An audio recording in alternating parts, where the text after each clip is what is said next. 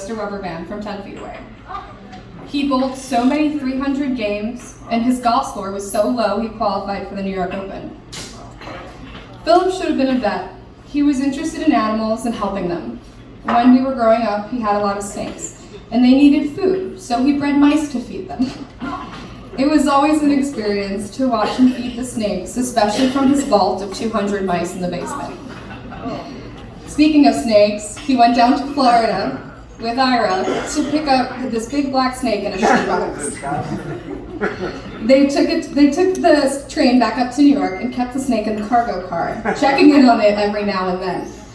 This voyage from Florida caused Philip and Gary to gain a new reptilian roommate in their shared room. Philip put the snake in the cage between their two twin-size beds. One night, Gary wouldn't stop snoring. So Philip woke him up and said, "If you continue to snore, I'm going to let the snake loose." Then there was the monkey. Never snored after that.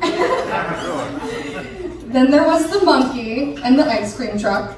He took a trip to the pet store in the Hicksville Mall. $35 later, he got a monkey and the cage for free. He then put the monkey in the cage on top of the ice cream truck and had a Name the Monkey contest. Philip won his contest and named the monkey Bogart. After the ice cream truck, he started a single booth in the Broadway Mall that would turn into the Magic Shop in 1974. It was open for 40 years, being the largest magic shop on the East Coast, closing in 2013. In that magic shop, he helped provide the foundation of magic to many, including a little kid from East Meadow who would become a future star, Chris Angel. Many made careers out of magic, including Scott Interrante, Michael Carbonaro, and John Ferrantino. John named Philip as his mentor. He now performs magic to this day on cruise ships and opened for Crosby, Stills, and Nash & Young for 10 years. Philip provided a place to see magicians and provide the tools for their craft.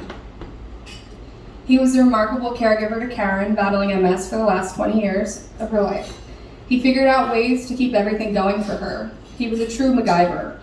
He was such a humble guardian. When he was sick, I would try to tell the nurses who he was and what he did for others, and he would shush me. I thought he was one of the smartest and most wise people I've ever known. I go to him for advice, and as we got older, he would start coming to me for the same. He was my big brother, sometimes my little brother, and my wise elder. Not to mention his charisma and delivery when telling any story or joke was unmatched and could lift anyone's spirits. He was looking forward to pursuing all of his hobbies in Pensacola, especially golf, to retire with Danielle, his partner of 17 years, who he loved, surrounded by the activities he loved. She has always been by his side and was amazing to Philip before, during, and after. On behalf of my mom. He got so robbed. My heart aches for my dear sweet brother, and it always will. I hope you're fishing and golfing